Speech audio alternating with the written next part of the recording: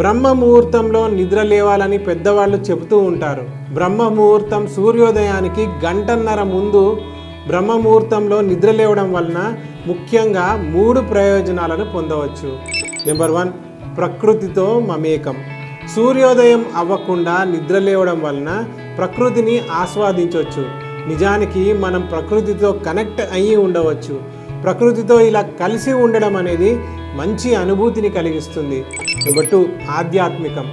ఉదయాన్నే మనం నిద్ర లేవడం వలన దేవుడిని ప్రార్థించుకోవడానికి, మెడిటేషన్, యోగా వంటి ఆధ్యాత్మిక కార్యకలాపాలలో పాల్గొనడానికి సరైన సమయం.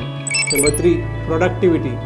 ఉదయాన్నే మనం మన రోజుని మొదలు పెట్టడం వలన రోజుని ఎక్కువగా వినియోగించుకోవడానికి అవుతుంది. అనుకున్న పనులు సరైన టైంకి పూర్తి చేసుకోగలుగుతాము.